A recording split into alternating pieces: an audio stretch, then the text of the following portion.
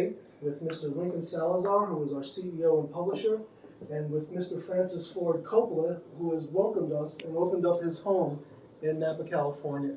Sir, it's a pleasure. Technically, it's Rutherford, California. Rutherford. It is Rutherford. Napa is about a half an hour away. This is, however, the Napa Valley, Napa Valley, which includes all the way from basically, I guess, Oakville up to approaching Calistoga. In addition to Mr. Coppola being a geographical expert of the valley, some of you might know that he has an extensive wine portfolio. He also has some international hideaway resorts. And from what I gather, he's been known to dabble in films, kind of under the radar films like The Godfather, Apocalypse Now, Conversation, Godfather Part 2. So maybe or maybe not you have seen some of those films. But I know Lincoln wants to talk to Mr. Coppola today about some of the spirits lines, the great women's spirits that we are here today to chat about. Yeah, Mr. Cole, thank you so much for having us in your home today. We very much appreciate it. I know this is the home you raised your family in, so it's a real honor to be here. Tell me a little bit about how you came to creating this line, which is Great Women's Spirits, and what was your motivation, what was your influence? What was your... Oh, I don't know, maybe 30 years ago, I read a book called 12 Against the Gods, and it was by William Bolito. And it was a book of short 30-page biographies of 12 great men in history. Took on the fact that they're challenged, the prevailing politics or winds of belief, what have you, really stuck out. And I always thought, well, even more easily, you could come up with 12 women who took on the prevailing wind, because they weren't even allowed to have books or have an education in many cases, and that's why so many of them really did their work out of a convent, because that was the only place where women could get access to learning. I chose women on the basis of my own personal admiration and love for their stories.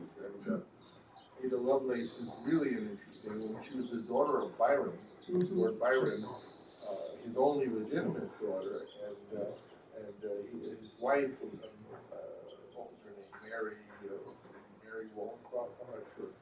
Ada was raised in a sort of pre-early feminist attitude, and with great hatred for her father, because her father was considered a libertine artist and what have you. So Ada was steered as a young girl, very bright young girl, steered away from anything to do with art and poetry, and steered towards science and mathematics.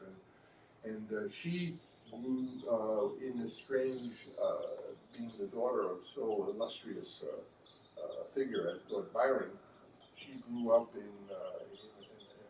a time when she was then married to the Lord Lovelace, who was a wealthy man, and so Ada Byron became the Countess of Lovelace, and her interest in mathematics led her to this man Babbage, who had built really in a way the first mechanical computer known as the analytic engine.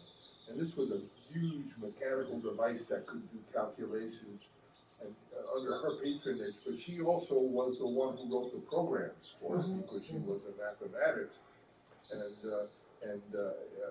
expert. And so in a sense, she was the first programmer who invented the algorithm. And she's just an incredibly important woman that few people know even existed. I had no, we did research on it, the fact that this is attributed to a woman. She's a great, she can stand shoulder to shoulder with any man in terms of achievement of what affected the modern world. In fact, to me, the two most important names in the whole world of computing would be Ada Lovelace and Turing, who was another story. So Ada Lovelace, I just had this great admiration for her spirit and what have you, and I wanted her to be. Originally, I was thinking of writing a book, sort of 12 Against the Gods, with women, long before I ever thought of spirits. And then so those two ideas. So as I said, even though it seems very topical and in the moment to honor great women, this is something I've always wanted to do. On the brandy, brandy was the first beverage that our company thought of making because there was not really a go-to brandy. I mean, there are great cognacs, which is a form of brandy, but there wasn't, to me, a brandy that was not a cognac that you would reach for. And I always admired, I don't know why, but there was an originally Italian brandy called Stock. Have you heard of the Stock beverages? S-T-O-C-K. And yeah, it's a very old brand, along with Vecchia Romana and certain non-cognac brandies. But I always liked Stock. I wanted to make something that would have the flavor profile of Stock, which is to say not an expensive aged cognac style beverage, but more a brandy in that thing. And for the brandy, I decided to Agnese, because Maria Gaetana Agnese, who was around the 18th century, was an extraordinary Italian mathematician. But again, she had to operate out of a convent because she, as a young girl, she wanted learning, she wanted to study. And in those days, they didn't want to marry girls off, and they didn't even allow them access to books in many cases. Whereas in a convent, she could get her hands on books.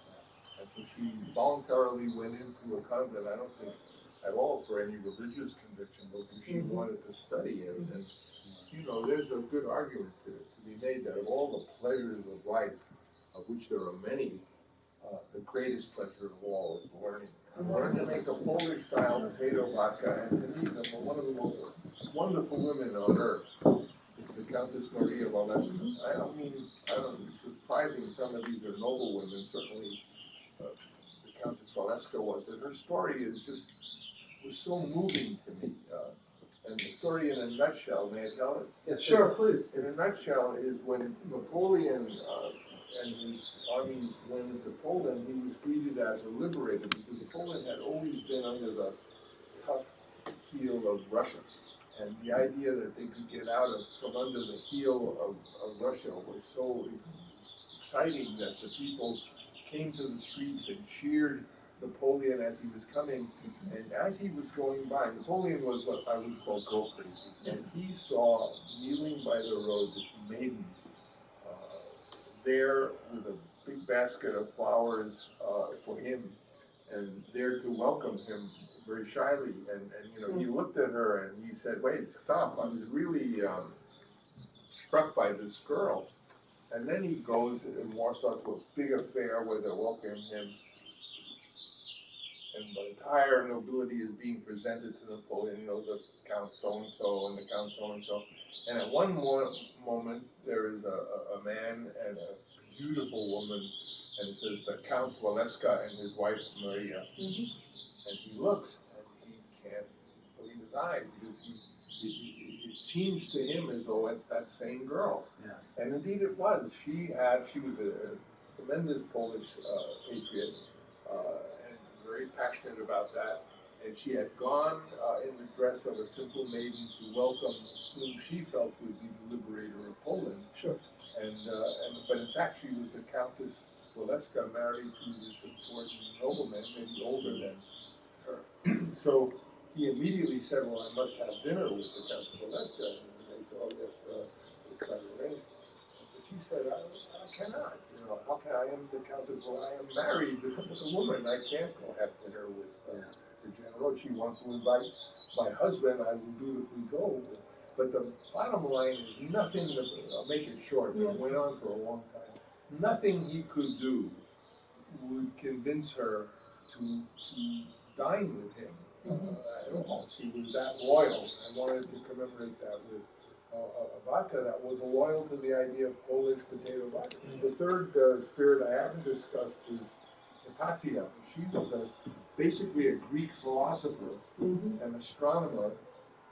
By some coincidence, she was also incredibly beautiful, and it used to drive her crazy, the real Hypatia, who lived, like, say, 350 BC in Alexandria, because all the young men wanted to come and study with her, but it was partly because she was so beautiful. At any rate, she really was beyond what thinking and knowledge was in those days in the area of astronomy. She knew more about that, about philosophy, of science, and she was, because as usual, people in earlier periods who had a lot of knowledge ultimately came into conflict with the Christians. The Christian father of Alexandria set a mob of Christians who literally taught her to pieces. The price she paid for being the genius she was skinned alive and flamed and proclaimed in this way as being something she is. But I can go on. Many other women in history who I would commemorate in this way, and they're from different periods and different fields. As you know, we're about to come out with our Dorothy Arzner rye. Dorothy Arzner was a very important woman film director. People don't even know really that. And now, of course, we have young women making great inroads in being film directors, when for the last 30 years they seem to be non-existent. Women like Jane Campion, who's a filmmaker, my own daughter Sophia is one of them, and many other women. But before them all, there was Dorothy Arzner, who was a silent film editor, and I had the great privilege of not only knowing Miss Arzner, but she was a teacher. I was at UCLA. At UCLA, she spent her last years as a UCLA instructor, as many, kind of retiring film people did. Do you guys want to try this and we'll wrap up this? Yeah, sure. That would be wonderful. Yeah. Up and downs. Absolutely.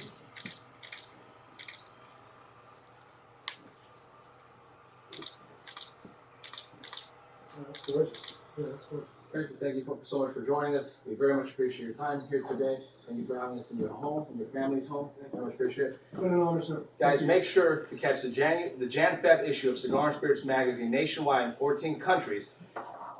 As you see, Francis Ford Coppola, the legend, on the front cover of our January-February issue. Make sure to pick it up. Cheers.